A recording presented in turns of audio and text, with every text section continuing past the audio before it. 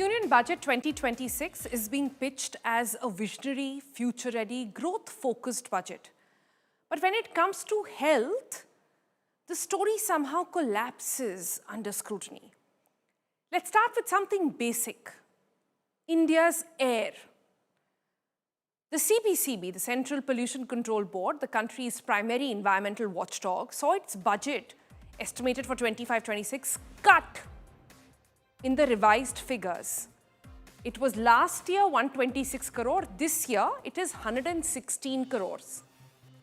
Pollution, you would think, is only going up. Why is the budget coming down? For 2026-27, the allocation rises marginally to about 123 crores, still below what was promised just a year ago. The Commission for Air Quality Management created a deal with the public health emergency that kills quietly every winter, and it saw an even sharper rollback. Its 2025-26 budget, estimated for 38.98 crore, was slashed and revised to 31.26 crore. For 26-27, it's been raised to 35.26, again, not even restoring last year's promise. So when we talk about toxic air, children with inhalers, adults with damaged lungs and hearts, this is what the budget is actually saying. Now, just for perspective, look at healthcare. Yes, the budget had farmer push. Yes, there were tax relief on some cancer and rare disease drugs as well. Those are welcome, but they are not a health strategy, are they? Public health spending rises only marginally. Primary care remains under powered. Preventive health care is barely visible, barely acknowledged or even spoken about. And here is where the global comparison becomes impossible to ignore. Look at that. India and China have similar population roughly, right? About 1.4 billion each. But China spends far more on health per person than its citizens live longer as a result. India spends less. And the outcome is simple. People die younger, families pay more out of their pocket to survive. And this is not geography, this is policy, remember. The difference between an Indian person living 9 years lesser than a Chinese person is not a matter of how your genome makeup is. It's a matter of how healthcare system is designed in our country. But if China example is not making you want to ask your government more about health, then sample this. Compare India to its own neighbours. Let's compare India to to Bhutan, to Nepal, and also Sri Lanka. Much smaller economies, fewer resources, lower global influence as well. But let's go to that graphic for you to see. Yet all of them spend more on health as a share of their budget than India does. All of them. So India spends on healthcare lesser than how much Bhutan does per capita percentage-wise, lesser than Nepal, lesser than even Sri Lanka. One of the world's fastest growing major economies, India still continues and chooses to spend less on health than countries it routinely outpaces in GDP. India continues to hover just about 1% of GDP on public health. Far below global norms, far below what Indian experts have recommended for years. In that context, the pollution budget cuts are not bookkeeping, they are public health decisions. Air pollution is a health crisis. We've been screaming about it on the top of our lungs all year round. But pollution control bodies see cuts and clawbacks. Not communicable diseases are rising, right?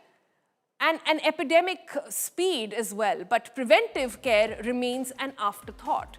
Healthcare costs are pushing families into poverty, but the budget leans more towards industry incentives than patient protection. This is not about one scheme, not about one announcement. It is about priorities. When the air is poisonous, when hospitals are overcrowded, when doctors are stretched, and when families pay out of their pocket just to stay alive, budget in India is sidelining health completely. And it's not doing it to stay neutral, it's a choice the Indian government is making. And once again, health is not a headline there, it is just a footnote. And that's the real story of the budget, on how the Indian government has again lost yet another opportunity to prioritize health. Health that will also impact our economy directly. We didn't say it, actually Geeta Gopinath said it. But who else is talking about it? I was in conversation with the Lancet Editor-in-Chief Dr. Richard Horton, and I asked him about how India's health outlook should be. Listen in to what he said. Great things that India has achieved, but also great challenges that the report talks about. Yeah, and we should really celebrate some of the challenges before we get on to the tough stuff. You know, the National Rural Health Mission set out a basic primary healthcare system for the country, which didn't exist before. The creation of ASHAs was probably the single most important intervention that India has made in, honestly, decades, centuries. It's amazing. And actually world leading. The idea that you create a cadre of community health workers, fantastic. And I love the fact that ASHAs has got the word activist in, because they are activists for health, and that's what we need. We need more activists for health. But then also the national health strategies that have been created.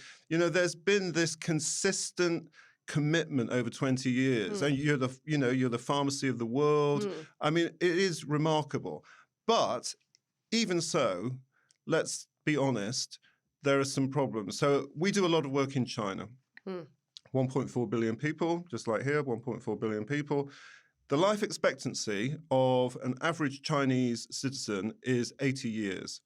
What's the life expectancy of an average Indian citizen? 70. Exactly, 71 years. So why should the Indian people expect to live 9 years less than somebody living in China? It's not acceptable. There should be rioting in the streets about the fact that this is an unacceptable challenge that just needs to be addressed. So I want to see health be top of the political agenda here in India. You mentioned politics earlier, and thank you for doing so, because sometimes health is presented as a very technical issue. It's science, it's doctors, it's boring. It's not. It is highly political, but in a good way. You know, I come from a country, the United Kingdom, where the National Health Service was created after the Second World War. That wasn't a technical success. It was about politics. It was about a new Labour government that came into office in 1945 and wanted to reinvent a country, reinvent the nation after being just destroyed during World War II. And the health service was the way to tell about the renaissance of a country. So what I want to do, and what this commission has done, is to try to tell the story of India through the lens of health. And the story of India through the lens of health during the past 2 decades is one to be immensely proud of. But now, looking over the next generation, the next 20 years, we want to tell a different story, an even better story, a story about the aspirations of young people, about leadership in the world today. And that's what we're trying to offer with this work. You talk about Story of India. If you had to give it a title, this book of yours, this report of yours, is there a title that comes to mind? Well, we just did a session at the Jaipur Literary Festival, which I've got to tell you was the best literary festival I've ever been to in the world. Oh my God. I've been to a lot of literary festivals, but this was something else. I mean, this was a carnival of ideas and people, and I learned so much from it, actually. It was just superb. And the title of our session was called The Pulse of a Nation. And I think that's the way we should think about it. What we're trying to do here is to take the pulse of a nation, and what we want to do is to accelerate that pulse of a nation. We want to give... In fact, you can watch that entire interview on the Health Wealth channel on YouTube as well. But in fact, when I asked him that question on what should be the title, he said, India at the moment is growing at the speed of like Schumacher driving at a very high-speed car, but it forgot to wear its seatbelt. That's what health services do, and that's what it's forgotten to do completely. Such an apt example of exactly what's going on. But let me open it up to discussion now. Joining us on this chat is Poonam Muttreja. She's an executive director at the Population Foundation of India.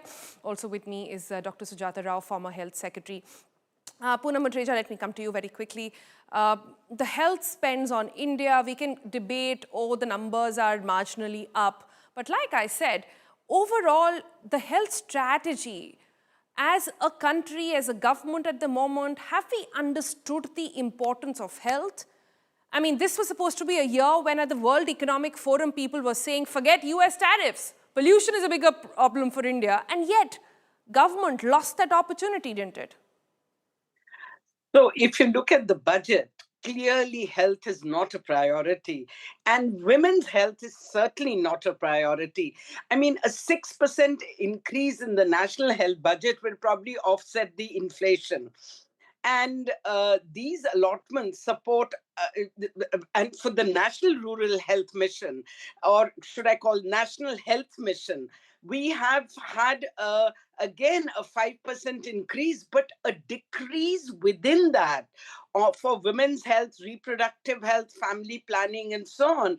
And it is deeply concerning that family planning welfare allocations are shrinking, even as demographic trends show stark regional variations in fertility and the unmet need for reproductive health choices, and cannot be sustained on stagnant and declining budgets.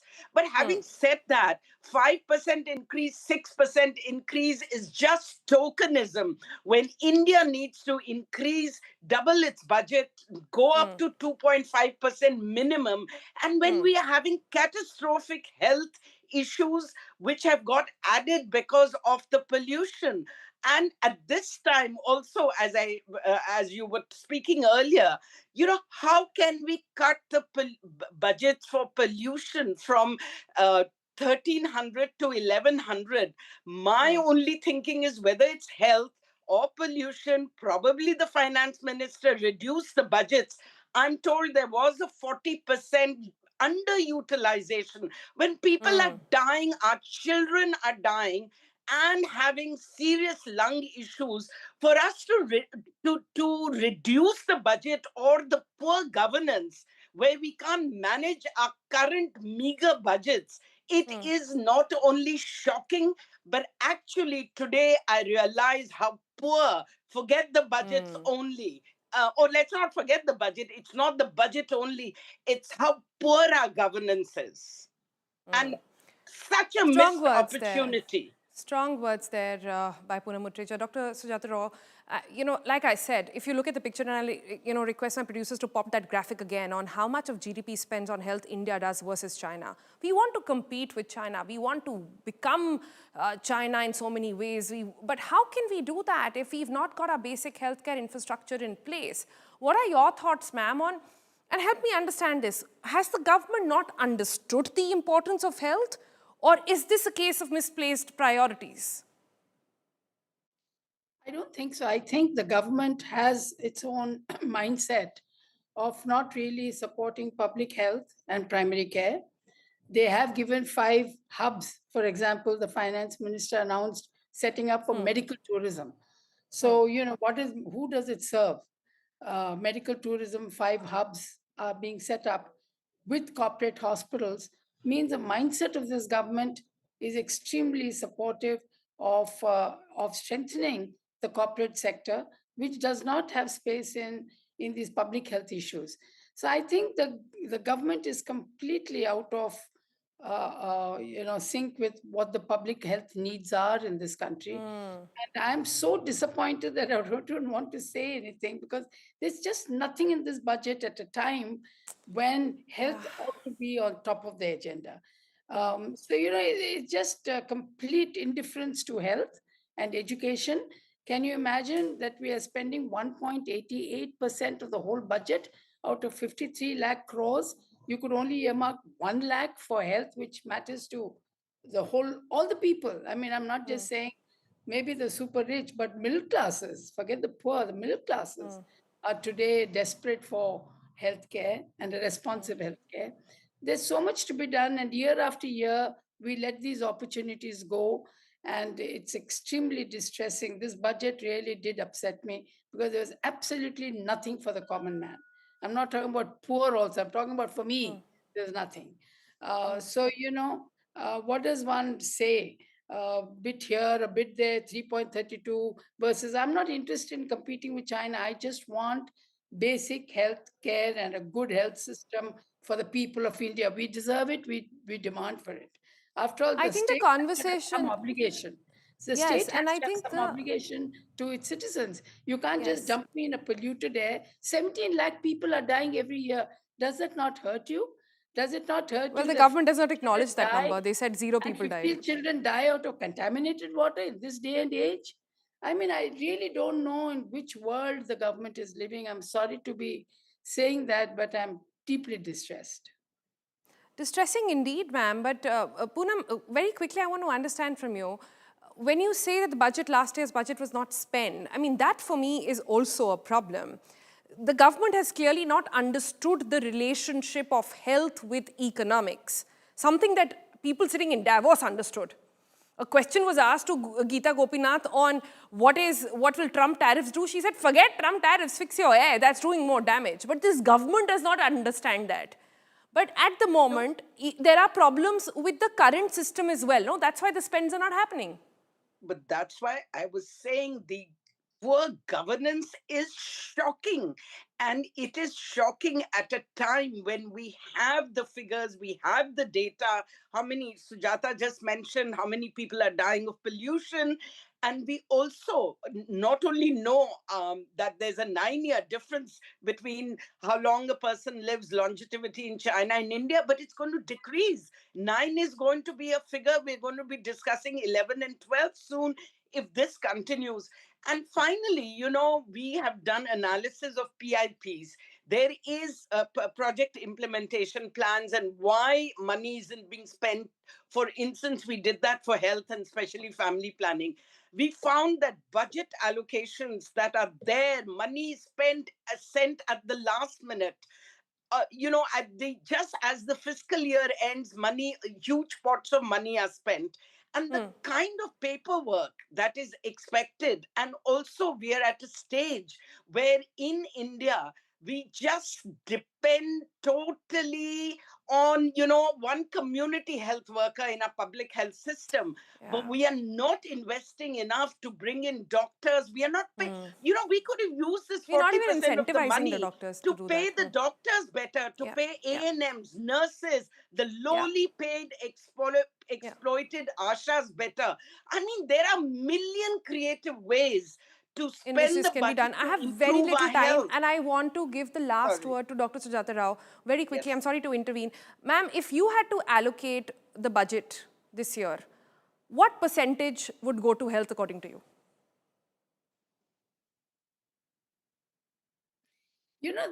I don't have to. The 2017 National Health Policy had already given a call that for 2025 we should be spending 2.5% of the GDP on health, and 40%. That requires 40% of the central budget should go to health. And against that, what are we spending? 1.88 means it hardly comes to 1.88% of the budget. So we are so far away from goals that we ascribe to ourselves that I really don't understand how, where are we in terms of, meeting our needs at all. Yeah. I think we need to reach that goal of at least 2%. We're still at 1.3, 1.2. How long can we? After all, that is what you will get. And no country in the world, except another 15 sub-Saharan countries, spend so low. And this has been going on for decades. So I really think if I were in the finance ministry, I would really want to step up my spending on health and education and employment. I mean, these are the three. And if you add up all the three allocations, they're much lesser than defense. So, somewhere this is a question of prioritization. Yeah. And I'm afraid health is just deprioritized systematically. And over I the don't know last what will it years. take. I don't know if our ministries are not understanding it. I don't know if the government is not understood it. Is it political or is it systemic? I don't know where this is coming from, but clearly It people is have had enough. political. It I, is, I yeah. think we have to go Yeah. back to Richard's interview, which you just showed, Richard Horton. There should be riots on the streets for what has happened. And the fact that we don't have, we're not spending the money when everybody is suffering. Yeah.